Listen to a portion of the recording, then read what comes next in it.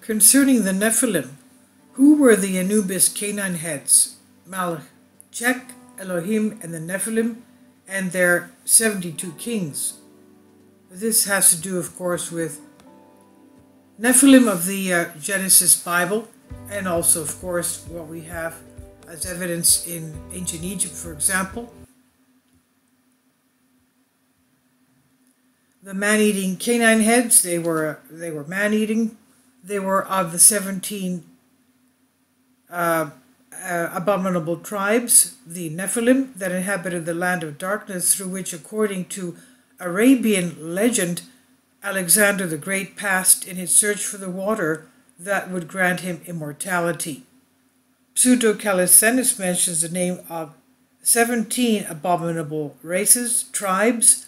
In Greek, the Goths, Mangothians, Anagas, Agossians, Exothis, man-eaters, dog-heads, canine heads, Kenocephalus, Phardians, Alanians, Physonicians,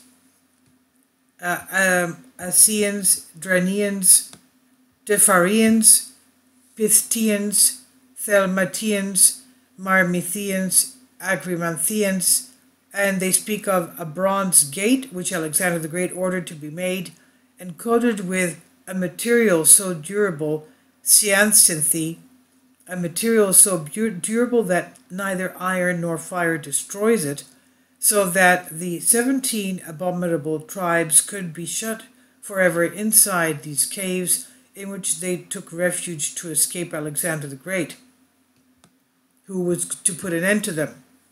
Pseudo-Methodius, again, in a similar version of the legend, speaks of Alexander's imprisonment of the canine-headed Malchechs in Tartarus, and what they have not written about the Malchechs, that they belong to the Elohim, and Nephilim, that they are descendants of the Egyptian god Belial, and that Belial is a werewolf, but the Egyptians refer to him as having a jackal's face, but also the statue that surrounds the world as the form of a jackal, that the Cynocephalians, the Anubis dog-heads that Alexander the Great faced, were werewolves, that is, caines, which why did all the historians, true or false as some have characterized them, and especially at that time, not make the distinction of calling them caines?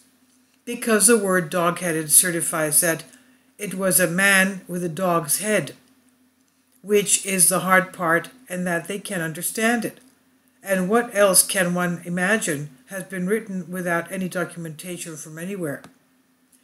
They do this either to impress people who read them or to show that they know something. I don't think so. When will they finally understand that the caines are a creation of God and have nothing to do with the Belial jackals or the lower beings and God dogheads, Cynocephalus? They say one thing, maybe they say another, that they are werewolves. For the dog-faced anubis-min, which is half man, with a dog face with a man's body, of India and China, we have reports from the Greeks with Alexander the Great's campaign, from the Indians and the Chinese.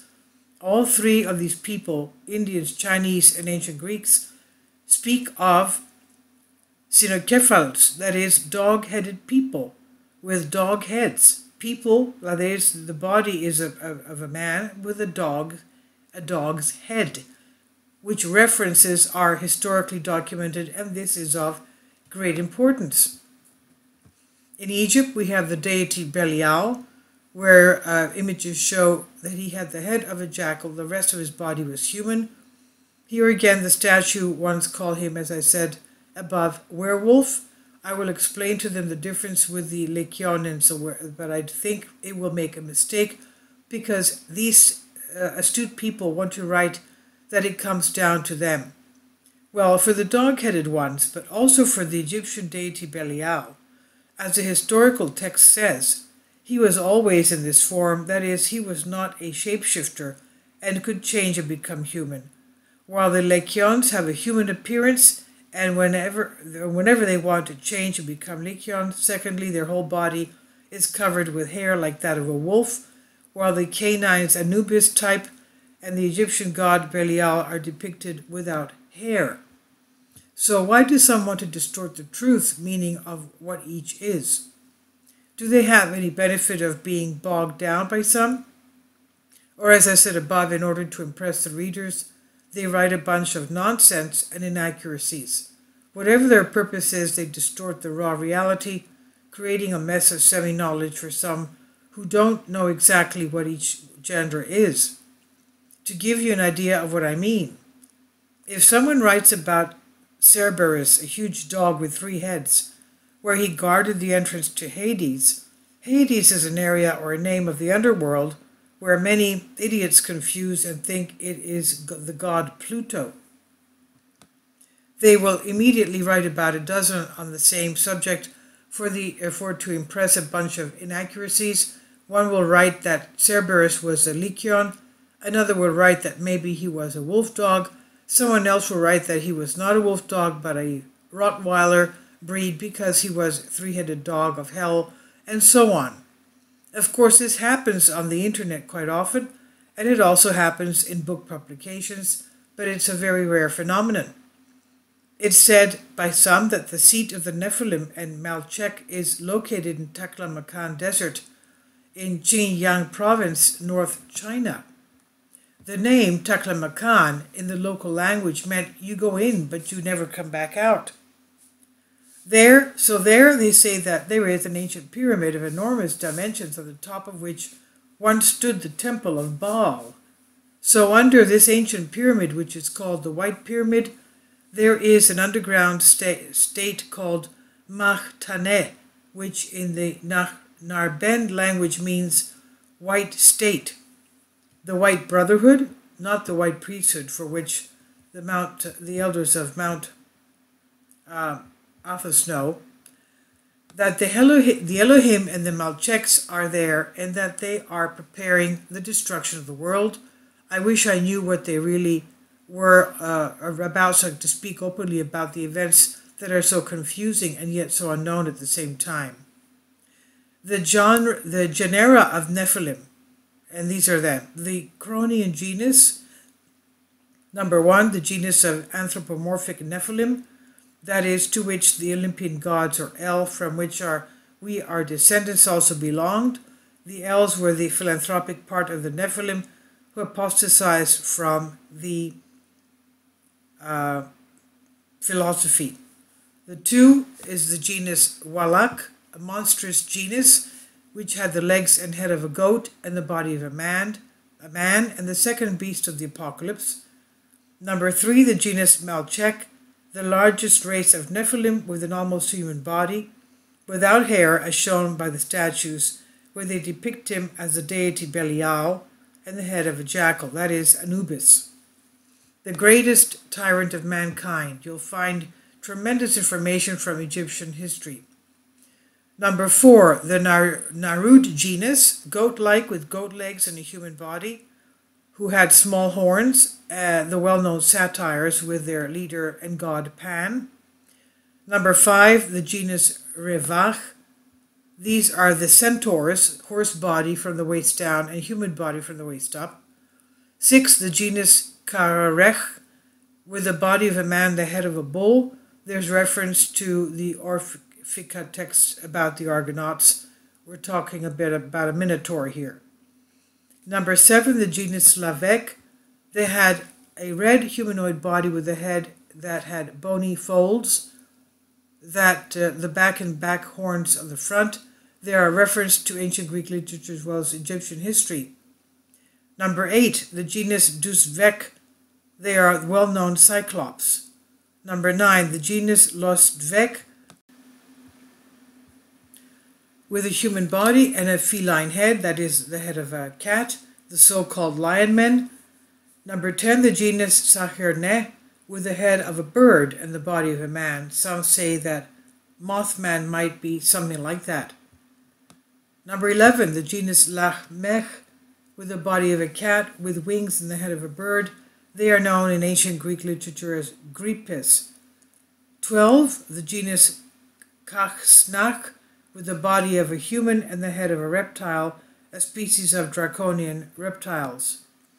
13, the Mashravet genus, with the body of a winged bull, the head of a man. From there came Ahura Mazda, who became the leader of the Persians and their god. 14, the genus Zashradech. These are the famous centaurians of Greek mythology who are still worshipped in India today. 15, the genus Bakomech, who are the bat-like people who feed on the dead, a species of Vorvulka. Number 16, the genus Kasrambach. They are headless people whose head is on their chest, the so-called Deros. 17, the Vastranech genus, so-called grey slaves of the Nephilim or common ET aliens. 17 tribes, the so-called abominable nations, which are ruled by the 72 kings, as the Apocalypse says. Now, these are all the types of Nephilim that Alexander the Great met in India and China, and those he did not do away with, they ran and hid in underground openings which he covered and locked them up into. So these 17 tribes, these abominable nations, abominable entities, the Nephilim, ruled by 72 kings, as the Apocalypse says, the book of Revelation. And will tell me, how sure are you? Based on ancient Greek elements and other ancient texts, I will never rely on something I didn't know. And I wrote this article because there are many who combine the Malchechs and Lycaons where it is a big wrong. So the image of Belial, jackal head without body and hair, Hebrew language. The word Elohim has many interpretations. It means the sons of God, angels, rulers, and men distinguished for their virtue. So in many texts, when they talk about the Elohim, they mean the angels of God in some places and the children of God in other places. Therefore, in many cases, the sons of God may be called angels of God, just as virtuous people may also be called angels. In fact, the Roman Catholic Church, in the official version of the New Testament, the Vulgate, translates Elohim as the children of God. The great father of the West, St. Augustine, also dealt with this subject, who in the book of State of God, De Civitate Dei, argues that by the term Elohim is meant virtuous people, as angels are spirits and have neither gender nor material bodies. Therefore, it is not possible for the angels to enter into relations with the daughters of man. And therefore, in the book of Enoch, the word Elohim means the virtuous. After all, this is proven in the book Genesis, where in the 6th chapter, the 3rd verse, Genesis 6:3, God refers to people and not to angels when he says, "My life-creating spirit will not remain in people forever because they are carnal." Therefore, it was the virtuous people and not the angels who were attracted to the beautiful women and united with them. Jesus Christ himself, speaking to the Sadducees about the resurrection of the dead, told them, "When the dead are raised, they will neither marry nor be given in marriage, but will be like the angels in heaven." Matthew 22:30. From the words of Jesus Christ, we understand that angels do not marry and therefore cannot enter into relationships with women. The Elohim are the virtuous and righteous people, and in another hidden text that is entitled The Book of Adam's Struggle, in this text Jared, who in the Old Testament is presented as the father of Enoch, speaking to his children, says to them, "I exercise you in memory of our father Adam and Abel and Seth and Enoch. Listen to me and do not come down from the holy mountain, because if you go down, life and mercy will no longer be with you, and you will no longer be children of God, but of the devil." End quote.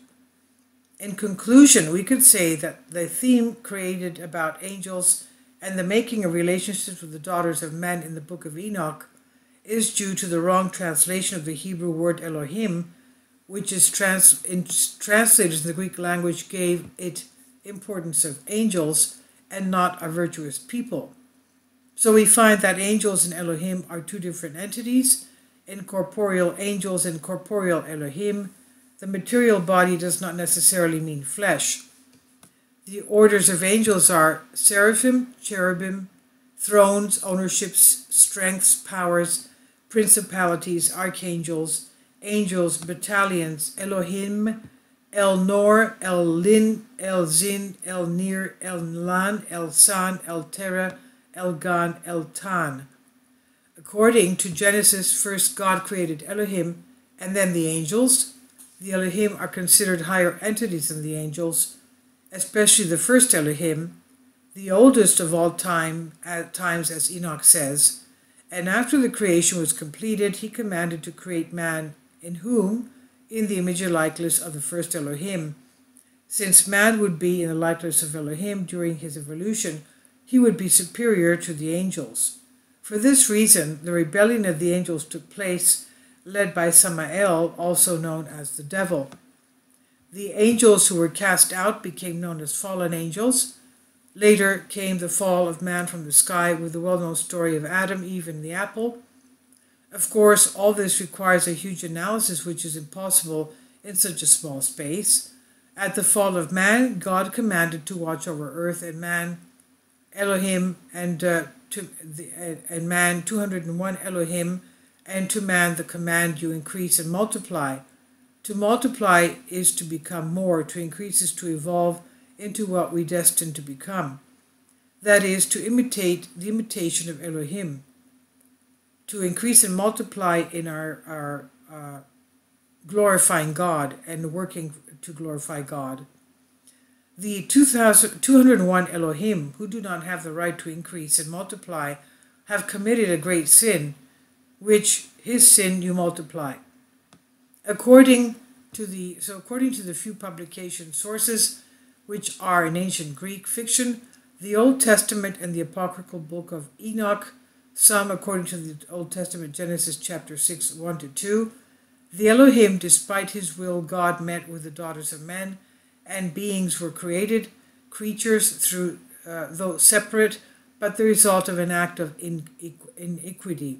These creatures fought each other, a titanic battle of the Titans, and the winners closed the defeated in Tartarus, sealing them in the earth with special gates that nothing could theoretically open. The victors perverted themselves by playing gods and goddesses among men, since their powers and abilities were superhuman. The genera are the race of Saturn, the anthropomorphs, the race of Malchech or Anubis, the body of man, the head of a jackal, one of the most dangerous, the Nardu genus of Tragopod, the goat-legged, and as we said before, these various genus. Now, they either from fear or from the amazing powers they had were worshipped as God by the people, and gods by the people, and over the years the oppression of the Nephilim reached extremes. We were either used as slaves or as food, until Zeus was born, a hardy Nephilim who, despite his character flaws, had a developed sense of justice. His powers approached those of their Elohim forefathers. Thus, two camps were created. This Nephilim who followed Saturn, the father of Zeus, and believed that humans were to serve them, and on the other hand with Zeus as leader, who believed that humans should have rights. After he prevailed together with other anthropomorphic Nephilim, they called themselves the El.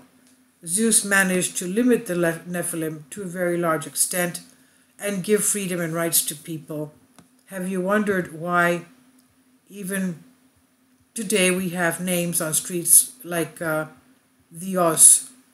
Now, Zeus' father, Kronos, meaning Saturn, was confined to Atlantis with his like-minded people, and Zeus set up Olympus as his headquarters, and the known 12 gods of Olympus of ancient Greece. It didn't take long for the war to come. This is how the Greek-Atlantic War took place between the Greeks and the Atlanteans, with disastrous results. Known from ancient Greek writing, the defeated surviving Nephilim were all summoned to Tartarus and sealed there except for 1,900. Zeus's reign lasted 1,000 years, and then he was commanded by God through Elohim to depart from the earth, which he did not like at all, but could not do otherwise. And it's known how some gate was opened after the departure of Zeus, and Alexander the Great was ordered to close it again, as we see below. And St. Andrew tells us of, St. Andrew the Fool for Christ, tells us of the 72 kings, and what the land of Gog and Magog is. In subchthonic countries that house all of them hence the abominable nations of the Nephilim in the Apocalypse are called the land of Gog and Magog. St. Andrew speaks of Indalia, that is the region of India and probably the Himalayas, while according to other books there are gates elsewhere as well.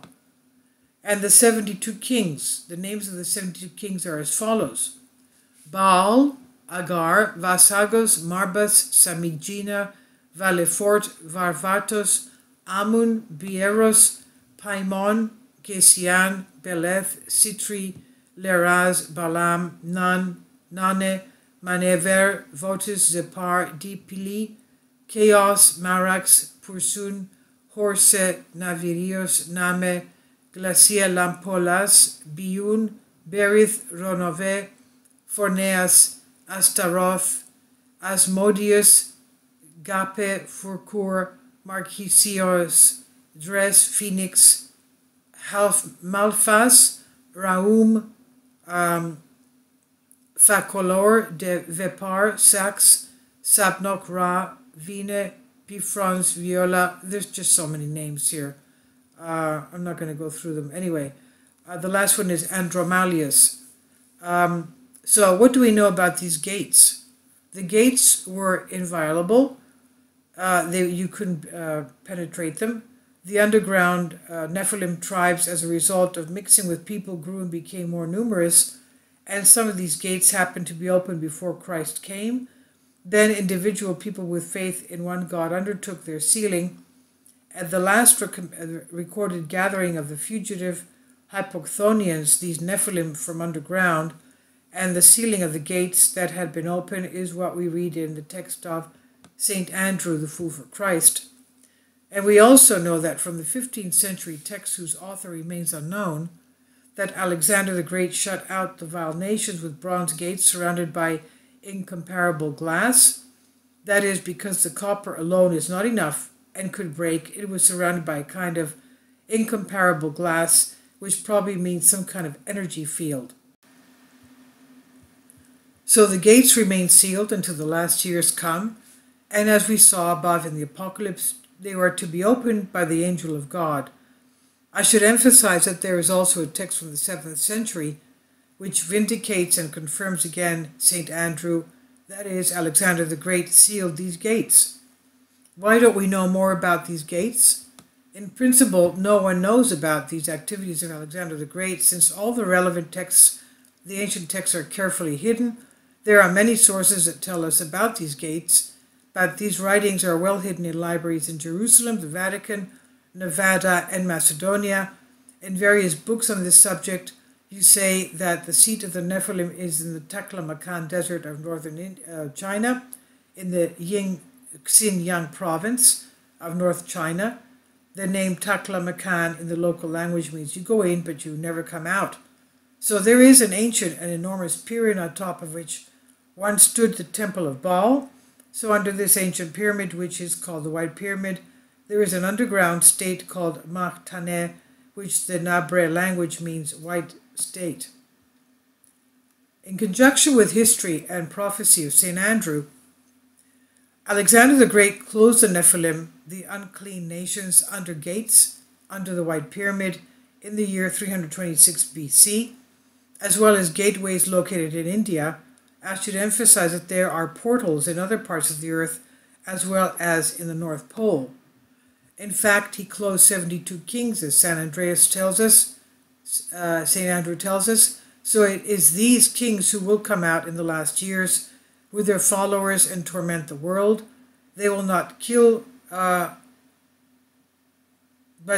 torture people until they accept the sealing of the mark of the beast. St. Andrew speaks that their power over the earth will be will last for 660 days, while the passage that follows from the Apocalypse, it is spoken of for 5 months only, that is, for 150 days, because the world would not endure anymore. Imagine what we have to put up with.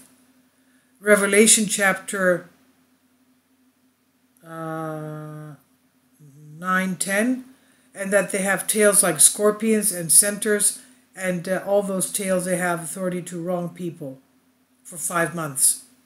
If you read the prophecy of St. Andrew, it says that they will eat people alive and drink their blood. They will also devour flies, frogs, dogs, and all filth with great relish. As I'm reading this now, I'm thinking about those who want to devour insects and flies and filth with all relish. I mean, they're even talking about people drinking sewage water from the WEF and Great Reset of Klaus Schwab. They want to change the human diet to for the West, the people of the West, to be eating things that we never ate. So woe to the regions through which they will pass. On top of that, I have to tell you that according to various sources, the Nephilim have farms of human beings who use them as slaves and as food. Are we surprised? To the Nephilim, humans are nothing more than domesticated animals, and in their language, we are called goyim, which means edible. The Nephilim cannot come out of the gates except for the most spiritually powerful of them, when someone summons them, as is done with the summoning of ordinary demons. Their return to earth is called the Great Return. It's called the Great Return. Wow, that line sounds like Great Reset. Anyway, these gates will be opened by the Antichrist in the last years.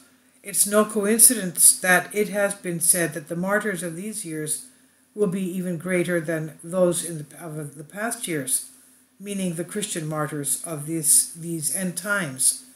I've translated this for you from a Greek article.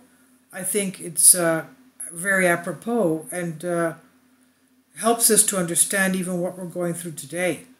Please leave your comments, and thank you for your support. Kindly support my Patreon account. The daily posts are 5 videos daily, and they are totally different from what I have on my YouTube channel.